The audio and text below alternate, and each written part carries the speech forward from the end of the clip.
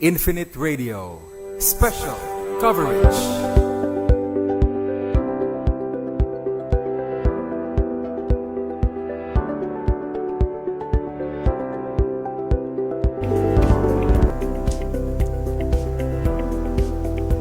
Good morning, Zamboanga del Norte. Good morning, Infinite lovers. Our Infinite time is now 35 minutes past the hour of 12. I am DJ Ace, and you're still listening at your number one radio station here in Dipolog City. This is DXBF 98.1 Infinite Radio Dipolog, and we are now live at our official Facebook page, Infinite Radio Dipolog. And you can also catch us at our official Zeneco page, Lambda Zeneco 2.0.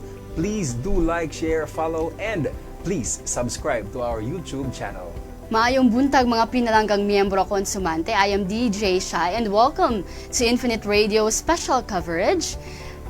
And of course, we are here with us, our administrator of the National Electrification Administration, Mr. Antonio Mariano Nani C. Almeda. Good afternoon to you both. Good afternoon, Good afternoon, Sir Nani. Welcome to the land of promise, Mindanao. Welcome to Zamboanga del Norte, and welcome to the show. Yes, it's my first time actually to land here in Zamboanga del Norte, and so far, well, it's a place that I will want to go back to in the future. Yes.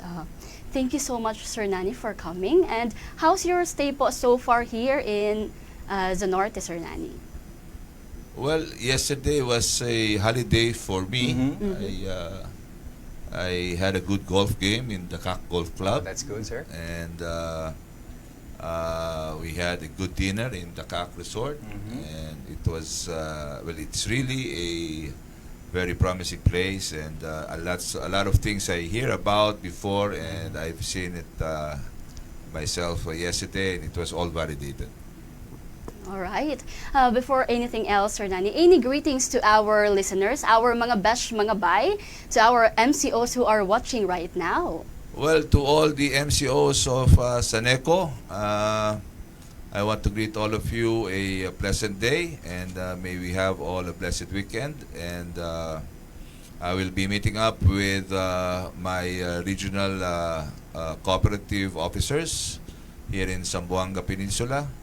And well, too excited also to see them, and had an exchange of chit-chat with them and to know the situations in their own respective franchise areas. All right, Sir Nani, this is truly a very historic episode. The cooperative is very much honored to have you here on the show. And moving on, Sir Nani, we have a segment that we would like to call Getting to Know Our NEA AMA or AMA because of your name initials, Antonio Mariano Almeda. Yes, Alvin Nani, for the information of everybody, before becoming the NEA administrator, who is Mr. Nani Almeda? Hirap ng tanong na yun.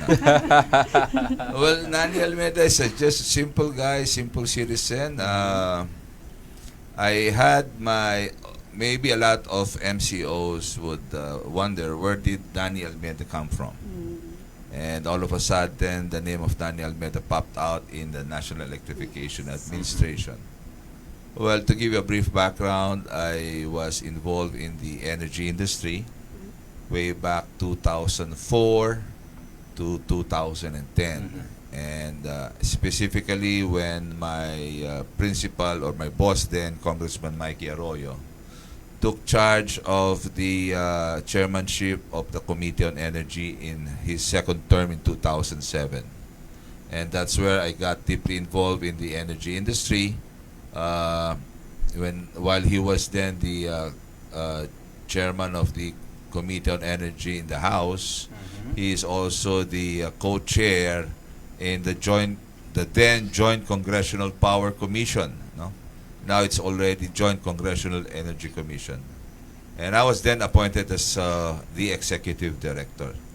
So back then we were very much involved in the privatization of the national power Corporation power plants. NBC. And I'm proud to say that we are the ones who passed the renewable energy law in the year 2008. And I was also deeply involved in the amendments of the EPIRA law on the same year, in 2008, that gave way for the open access, or what we call now the WESM. Oh, All right, The you hear market. that? So that was the journey Yes. of our NEA administrator to becoming the NEA administrator. administrator. Yes. Aside from golfing, Sir Nani, do you have any hobbies or interests that you enjoy doing outside of work? Well, Playing basketball, Sir Nani, because Well, during my ang younger tagkad mo days. po, sir. during my younger Yes. days, I was a varsity player in my high school. Then college, I went to track and field. All right. Oh, And actually, golf is something I did started way back when I was starting college. And I love to play golf, and up to now I'm still playing it. And that is my hobby, my sport, my exercise. Right, so there you have it, mga besh, mga bay. Our NEA administrator is a very sporty person. sporty. Yes, athletic. Yeah. Sir Nani, in the span of almost 6 months, we have seen your commendable performance as the new NEA administrator and your sheer commitment in bringing NEA to much greater heights. And in that short amount of time, you have already proven your competence and probity by introducing radical changes in the agency and implementing programs that would redound to the benefit of the electric cooperatives, MCOs, and other stakeholders. Now, Sir Nani, in one of your speeches, you have vowed to attain the country's 100% electrification target by 2028. What makes you optimistic in accepting such challenge? Of course, I have to admit that's an audacious target, but we have to push it. Yes. We have to push it. Latest figures would show that but these are inaccurate figures already because it's only based on 2015. No, but we are still updating on the census that has to come up. I would say we are still in the 96-97% electrification. And I really would be aggressive because I know, especially here in Mindanao, we have lots of work to do. Even here in Zamboanga del Norte. Even here in Zamboanga del Norte.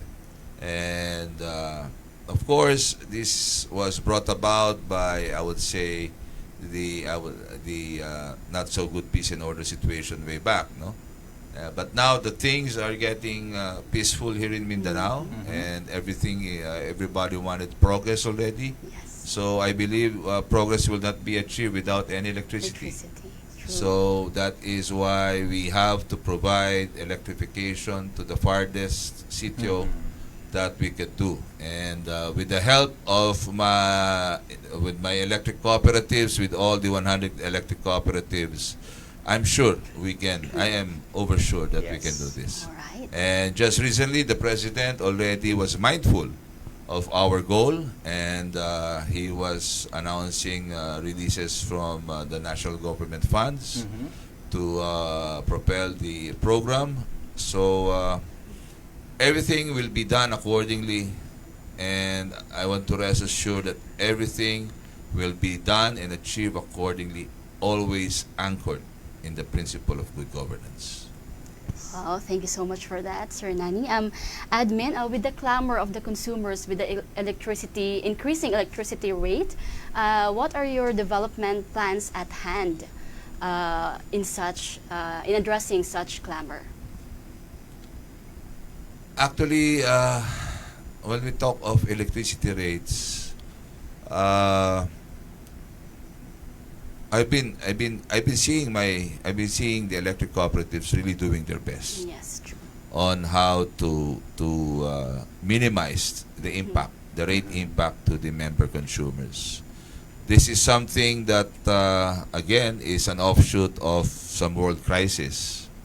And if I have to be specific, of course, the Ukraine war brought about so much adverse effect on the world power situation, especially in the price of coal. But needless to say, we are doing our best. Even the national government, for that matter, has been addressing the high power rates by coming up with some programs, national. Oh, it's commercial break already. It's okay. You It's can okay, go Alvin. on. Okay, sorry. Danny. Sorry about that. I am hopeful that the recent embedded renewable program launched by the Department of Energy, wherein all electric cooperatives are allowed or mandated to come up with their own embedded renewable resources in their own franchise area. In Luzon, I think it's 10. In Visayas, it's 5. And in Mindanao, it's 5. That would have a great impact in lowering the prices. Alright, thank you so much, Sir Nani. And mga besh, mga bay, our NEA administrator will still be here after our very short break. And joining us later is the RENECA President and also the Zamsoreco 1 General Manager, GM Jose Raul Saniel, and of course, our very own Zaneco GM, Attorney Jordan Chan Antonio. Don't go away. We will be right back at our very special coverage of our roundtable discussion with our NEA Administrator Antonio Mariano C. Almeda, only here at DXBF 98.1 Infinite Radio, Dipolog. Infinite Radio Special Coverage.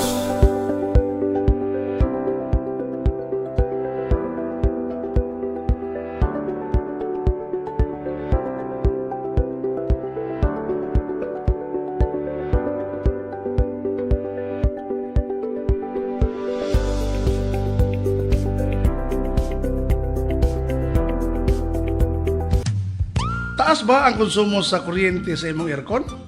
Kaya na nga paubson. Easy. Kayang-kaya. Nag-aircon ta para di igangon. Di ba? Dili para tugnawon. O di ba? Togan sa tinood. Gusto lang nato nga mapreskuhan. Dili kay magkurog ta sa katugnaw. Ang konsumo sa kuryente sa aircon tungod sa kompresor na ini.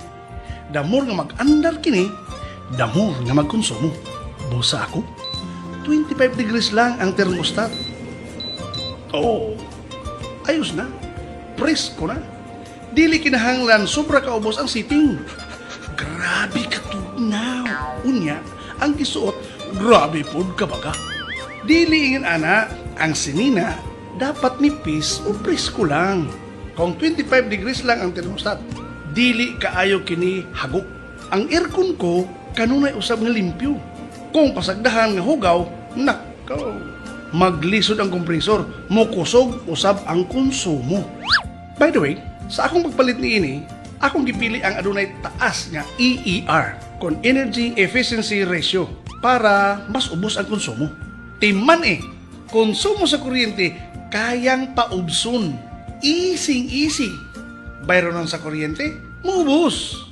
Sa paggamit sa aircon, easy energy, efficiency, and conservation. Easy. Infinite Radio Special Coverage.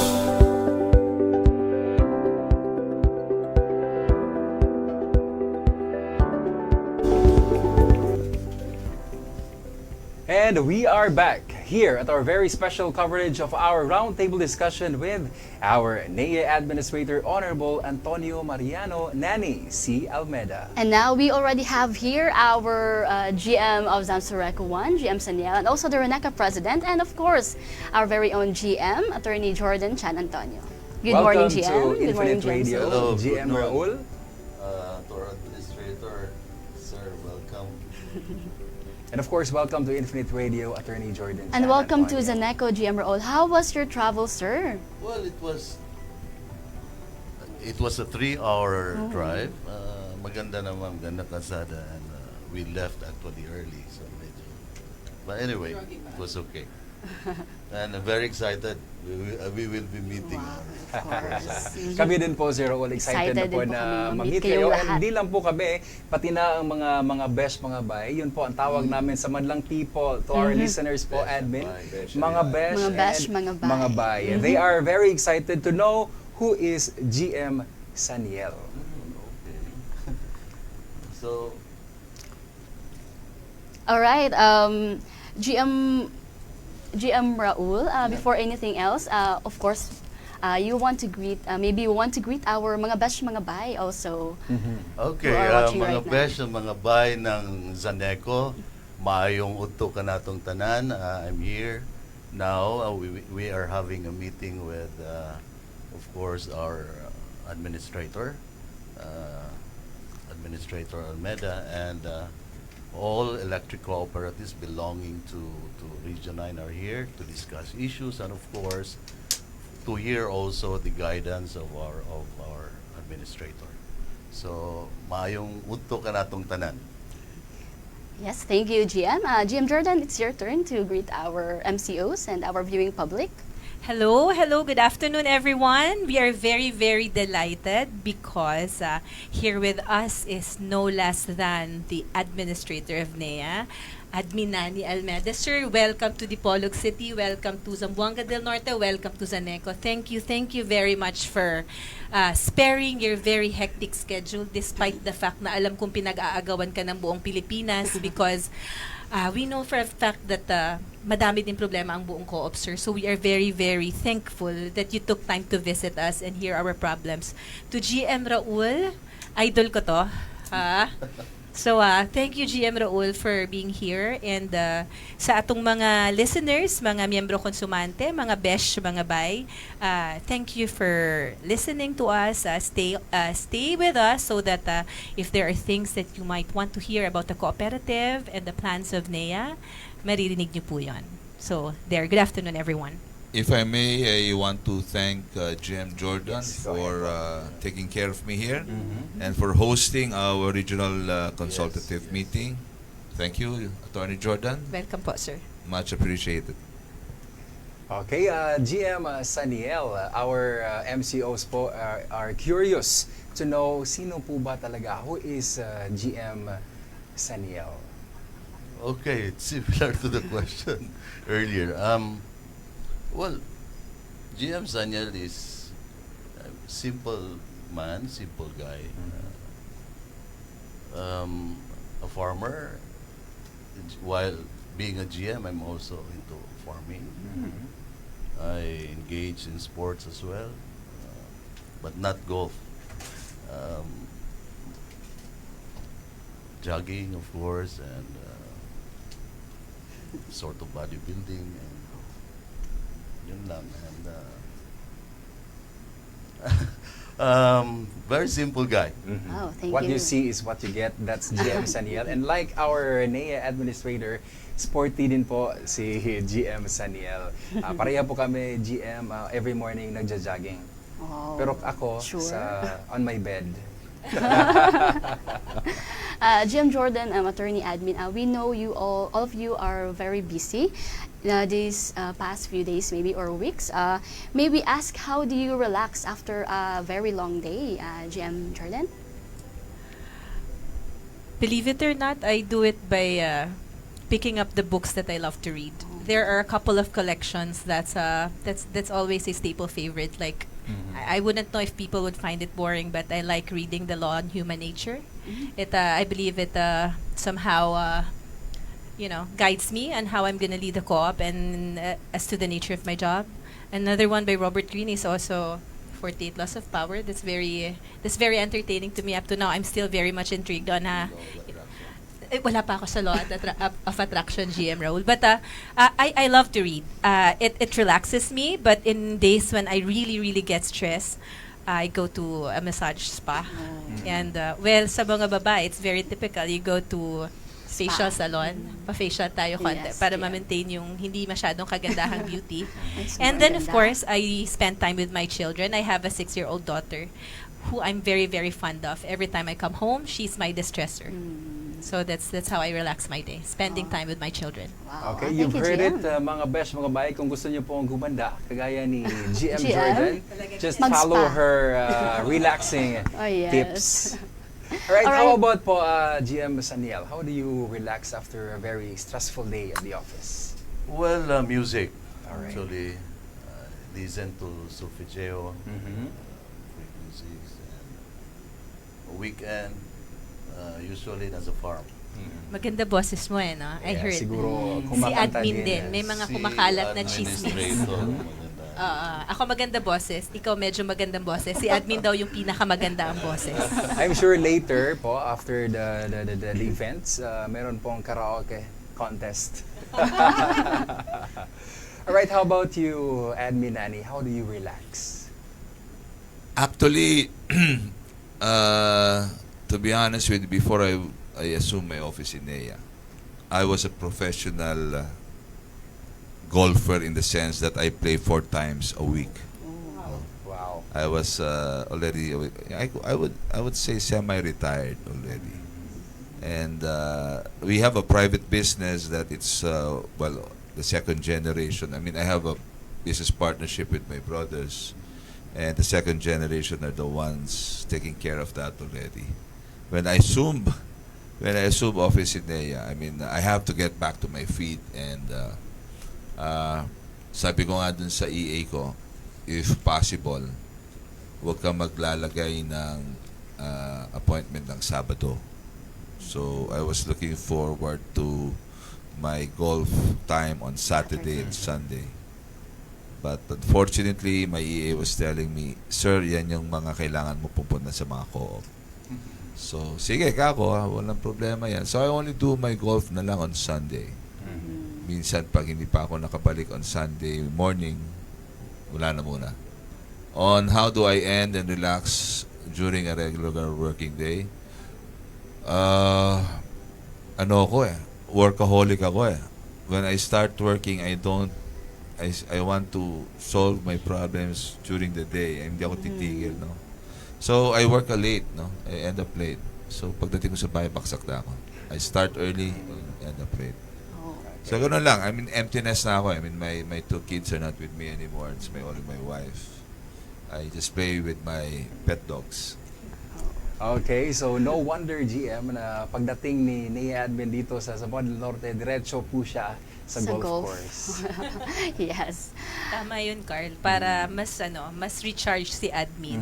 Because today, he will be bombarded with so many, sabihin natin, issues, tsaka problema or concerns that sa level siguro ni EC, kailangan namin ng guidance or at least resolution ni admin. So, tama yun talaga. And Admin now is full charged. Fully charged. Fully yan. charged.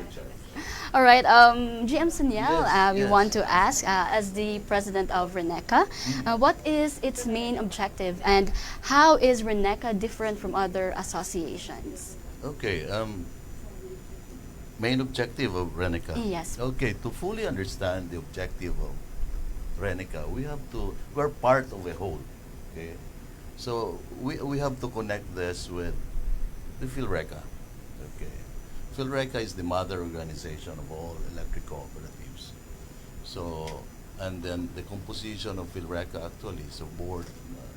So yun yung mga representatives, presidents coming from mga regional associations like RENECA, Region 9 Electric Cooperative. So, mag-umpisa ako doon sa PhilReCA. PhilReCA is an advocacy organization. Okay, so mga advocacies na to promote and protect the interest of electric co-ops, of course, promote rural electrification program. Of course, one of the programs, advocacy, is really empowerment of the electric cooperatives. And we work closely with, of course, NEA, and other agencies of the government like ARC. So ito yung mga advocacies of PhilReCA. The same time, in times of disaster, mga calamities, so we see also PhilReCA. So tayo sa RENECA being part of PhilReCA. So kung ano yung mga advocacies of PhilReCA, yun din tayo. We are an advocacy organization, association as well. So tayo dito, kasi if there are issues, usually sa napakalaki kasi 121 electric cooperatives all over the country. So kung may mga issues, ngayon it's really very difficult for PhilReCA to organize. Now what we want really is to have one voice. So iba-iba kasi mga characteristics, although pare-pareho tayo ng batas na na-create. We are governed by similar laws and policies and regulations, yet iba-ibang characteristics ng bawat region. So sometimes unique. So kung may mga issues, concerns that need, we have a unified position. So iba-iba kada region. So that's why yun yung tayo dito. If there are mga issues, so we come up with a position, and then this is being deliberated doon sa sa PhilReca, and then we come up with a common position. So we are part of a subset of a whole. So kung ano yung sa mother natin organization, that's what we're doing as well. So we discuss issues, we come up with yung bang mga positions natin dito. We help also mga member electric cooperatives in the region. Our goal actually for all electric cooperatives and of course Region 9 electric co-ops. So we want to offer reliable, affordable, efficient service to our member consumer owners. So there are electric cooperatives that have this mga skills or mga expertise. So this is one area where we could share actually our expertise or help to extend assistance to other electric cooperatives. So ito yung mga natin, may mga best practices that can be shared to RENECA member ECs. So ito yung meaning natin why we exist. So of course nagtutulungan din tayo, and we extend not only for our region but other regions as well that are under PhilReca. So yun yung ang Thank you. meaning ng Thank you so much po, GM Saniel. And how about you, Admin Nani? What are your thoughts about RENECA Association? Well, RENECA, for one, and the same with the others, as what Raul was saying, they are part of a whole body, no? And being the regulator, which is NEA, I just have to assist them.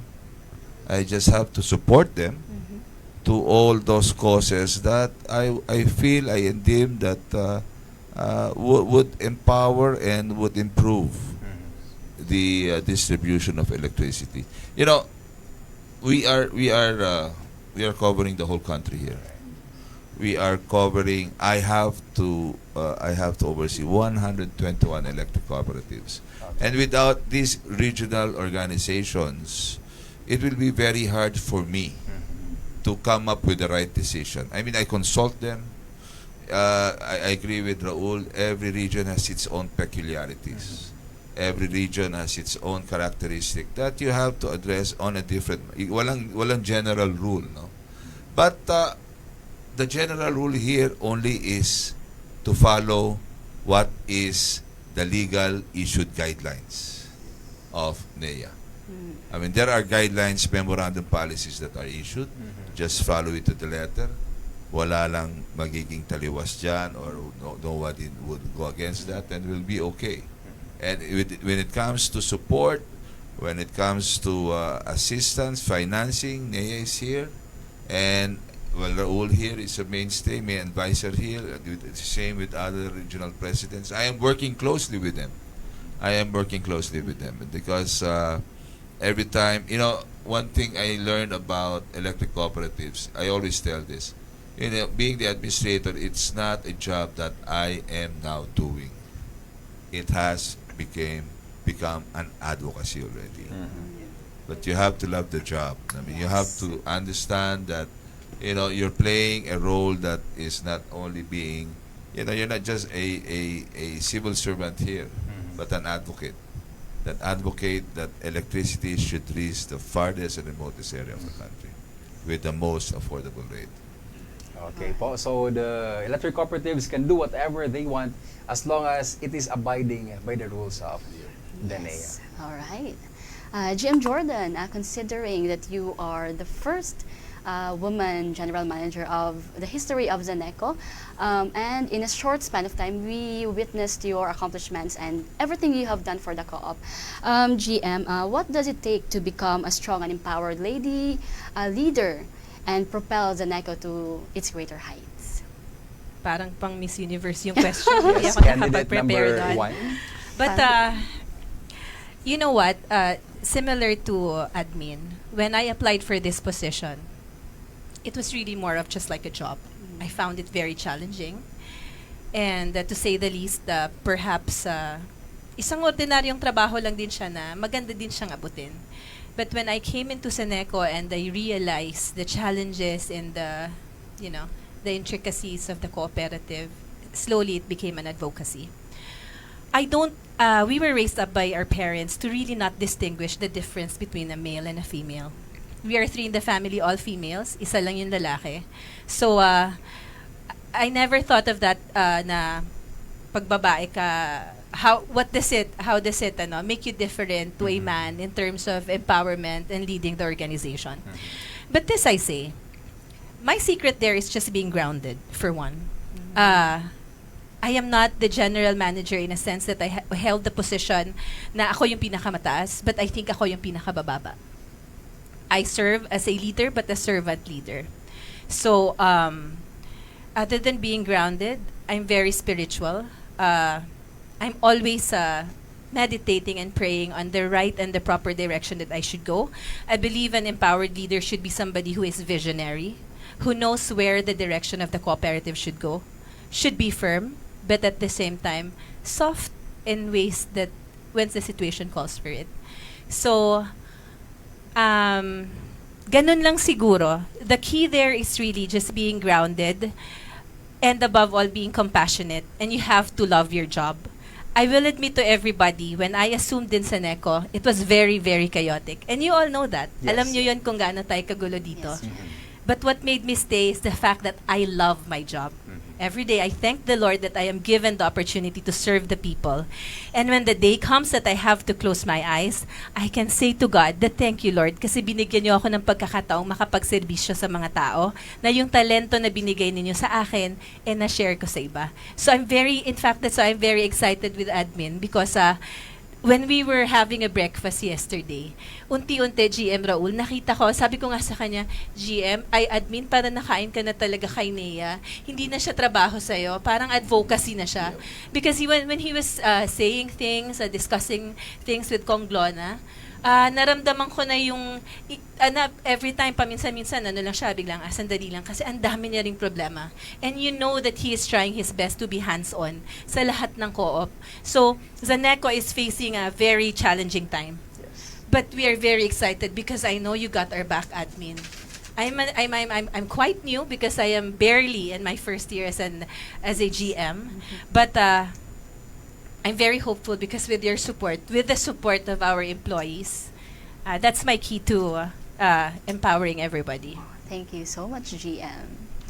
All right, thank you so much. Indeed, the Zamboanga del Norte Electric Cooperative GM is very much grateful to have a mother like you. Oo, mami tawag nila sa akin dito, admin.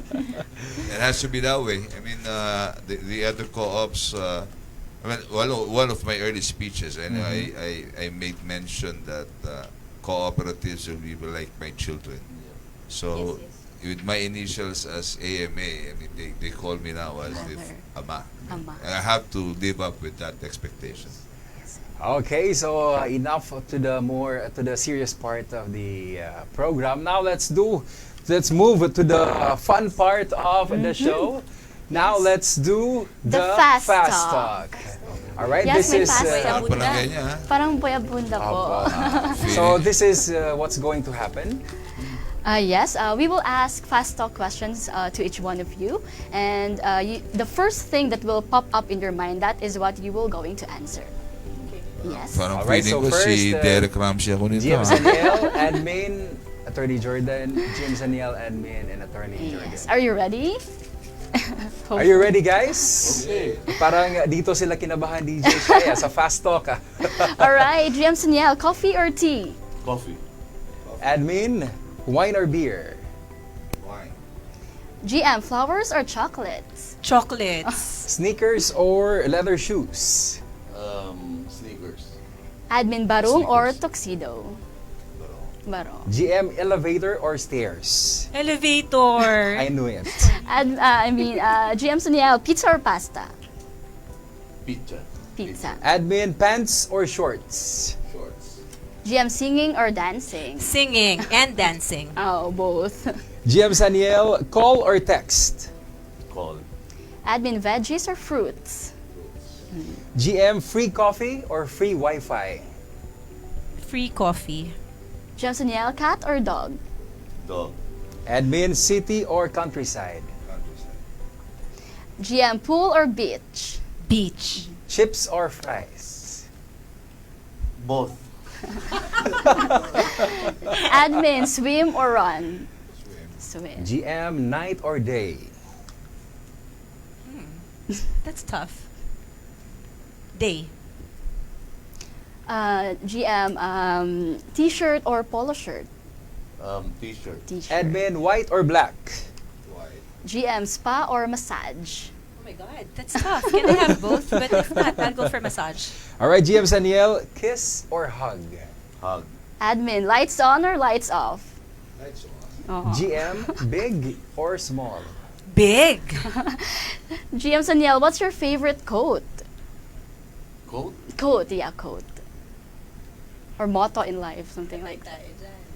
Laging handa. Laging Ah, handa. yeah. Oh, Parang of Boy course. Scout lang si laging GM handa. Saniel. How about Admin Nani? What is your greatest fear? Losing my mom. All of us, that's our greatest fear. GM Jordan, what's your ultimate bucket list? My ultimate bucket list. Ano bang ultimate? To go to North Pole. Oh, Yes. Sama po that's kami, far, GM. GM. All right, there Sama you po have kami. it. Ladies and gentlemen, thank you so much, GM Saniel, Attorney Jordan Chan Antonio, Admin Nani, for being so game. Yes. Thank you Okay, for having thank you. me. Thank you so I much. have to attend to another phone call. So Ah, excuse me, sir. Thank you so much. Thank Thank you. you so much, Thank you Admin. po.